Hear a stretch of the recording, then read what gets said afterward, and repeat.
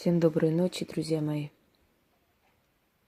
Если помните, я начала цикл роликов «Предания предков», где рассказываю древние предания, поверья, легенды, а где-то, может, и правда, потому что каждая легенда имеет свою почву и свое начало. И вот еще одно предание предков, которое я хочу вам рассказать. Волк. Молитва волка. Волк изображается на многих гербах. Волк изображается на современных и на древних башнях. Изображаются волками богов. В частности, перед вами, например, Один, у которого два волка-хранителя. Локи или Лок, у которого волк, соратники, спутники, дух, которого он посылает по разным заданиям. Геката изображается или с собаками, или с волком, чаще с волками. Святая Вальпургия, если кто-нибудь видел эту древнюю фреску, то там она изображается то ли с филином и волком, то ли без филина, с волком и с черным зеркалом. Считалось, что она была провидицей, говорила во имя Господа и так далее. Но самое интересное, что она была ведьма, потому что черное зеркало, волк или собака, проводник в потусторонний мир, это присуще вообще-то ведьмам и колдовству. И, как ни странно, день древних духов или день пробуждения духов, еще по-другому говорят, день злых духов, разные есть поверья, 1 мая, Вальпургиевая ночь, назвали в честь нее, в честь святой Вальпургии. И 1 мая коммунисты не случайно выбрали себе днем празднования революции. Я уже вам говорила, что выход многих людей на парады, на какие-то мероприятия отдает очень большую энергетику. И в тот день, когда духи очень активные, особенно сильные темные духи, то с людей берется определенная дань. Вообще окутана оккультными техниками, всякой власть этого придерживается, как бы нам ни говорили, и не показывали, что они в храмах ставят свечки. На самом деле они пользуются оккультными вот этими всеми способами защиты и прочее. Это однозначно. Потому что просто так, случайно, ни один человек в этом мире темных сил просто так не поднимается. Он обязательно отдает что-то взамен, он обязательно заключает с ними договор. И не обязательно, чтобы он кровью заключал договор, как некоторым кажется, или писал «мои там обязанности и твои». Нет. Он изначально, уже подумав о том, что он хотел бы за власть отдать многое, уже заключает в своей душе договор. И такой договор есть у любого человека, который достигает чего-то, поднимается. Если нарушается определенным образом договор, если человек забывает о своих обязательствах и о том, что он должен что-то жертвовать, что-то отдать, то его кидают вниз. Вот примеры резкого взлета и падения людей, это и есть нарушение того самого договора. Но сейчас мы не будем об этом говорить. Мы будем говорить о волчьей молитве. Поскольку я армянка, я считаю, что предания предков в основном должны быть предания моих предков. Хотя я могу и очень нормально и правильно описывать культуру других народов, поскольку я как историк и этнограф обязана это делать.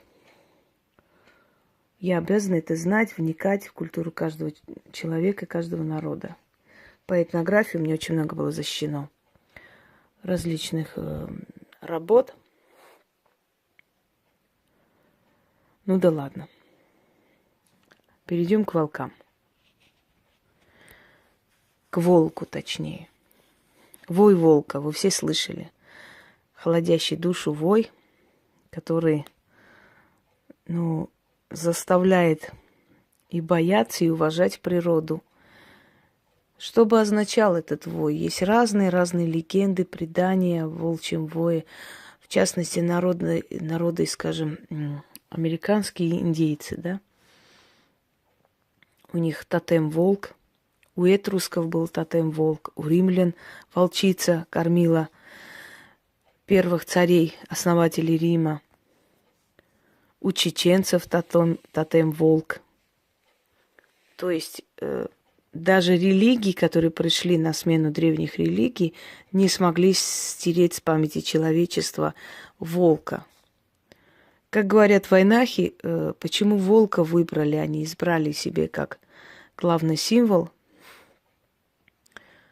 Когда собрались и решили, какой символ должен быть у вайнахских народов, кто-то предлагал орла, кто-то льва. И один старик сказал: орел, лев – это сильные звери, звери-птицы, естественно. Но они нападают на тех, кто слабее. А волк сражается с теми, кто сильнее себя. Давайте выберем волка как символ. Это будет справедливо. Мы все знаем, что в зоопарках и прочее, ну, я, по крайней мере, не видела дрессированных волков. Может, они есть там, смесь с собаками, но они не подчиняются. Хотя медведь пляшет, и лев в том числе. Но волк нет. Это случилось в стародавние времена, когда еще боги говорили с людьми, когда человек мог с ними общаться. Но так получилось, что кто-то нарушил закон богов, и мир погрузился во тьму. И началось насилие, ужасные войны, страшные дела. Люди, которые любили животных, стали их убивать и продавать их шкуру. И вот однажды отец семейства, вожак, вернувшись в свое логово, не нашел свою волчицу и волчат. Он только увидел кровь, увидел следы борьбы, больше ничего. И он пошел в ближайшую деревню искать свое семейство. Обошел все село, до утра ходил, пытался найти след. Собаки местные стали лаять, кидаться на него, он с ними дрался, прятался под камнями, снова выглядывал. Он как безумный искал свою волчицу и своих детей. А мы знаем, что волки очень верный брак создают. Вот когда наступило утро, волк дошел до середины села, спрятался под кустами и стал наблюдать. И он увидел, как пришли на эту площадь люди, богато одетые. Пришли люди не очень богато одетые, стали из мешков вытаскивать меха разные. И вот тут он увидел свою любимую женщину в волчьем обличии. Он увидел свою волчицу, убитую, которую поднимали, трепали, пробовали шкуру руками. И он увидел, кто взял монеты и передал убитую волчицу купцу. После из мешка вытащили задушенных его щенят, волчат. Волк притаился, он хотел бы спрыгнуть и растерзать их, но понял, что его сил не хватит. Однако, обезумевшись, он все-таки решился на это. Он бросился на людей, но собаки отогнали его, разорвали, и он израненный вернулся в свое логово. И много дней оттуда не выходил. И волчья стая ходила вокруг логова своего вожака, пытаясь поднять его на ноги, пытаясь помочь. Кстати, очень неверно думать, что волки съедают тех, кто ранен. Они заботятся о них, приносят им пищу. Они съедают предателей. Вожак оставил свою стаю и ушел. И ушел и стал следить за тем человеком, который убил его семью. Как-то вечером, когда люди безмятежно сидели за столом, он резким ударом открыл дверь и зашел в их дом. Зашел и увидел полуголых детей с голодными глазами, женщину в лохмотьях и мужчину. Волк сказал им, что он пришел за возмездием, он пришел отомстить за свою семью, которая была убита ими. Женщина упала на колени и стала молить, чтобы он пощадил детей, их семью, потому что они очень бедные, потому что им нечего было есть. И единственный выход – это продать шкуру, чтобы некоторое время продержаться, потому что у них дети уже умирают с голоду. Она слезно умоляла его пожалеть, и волк сказал: «Я буду к вам справедлив. Пойдемте со мной на суд богов. И если великая богиня Луны даст дозволение вас наказать, то я вас всех убью. Если она вас пощадит, то я пощажу и я пощажу вас», сказал он. У людей не было выбора, им пришлось с ним идти на Черную гору, подняться к престолу богов, и волк стал звать ее. Он стал петь ей серенады, он стал восхвалять трон богов, и он стал требовать справедливости и возмездия. И вот открылось небо, и вышла богиня Луны, выслушала то, что они рассказали ей. Она сказала, что знает об этом и видела, как убивали волчицу и волчат, и не жалеет людей, которые не пожалели невинные жизни. Тогда женщина стала умолять и молить, и просить богиню о снисхождении. Она сказала, что в этом мире столько насилия, столько убийства, столько боли людской.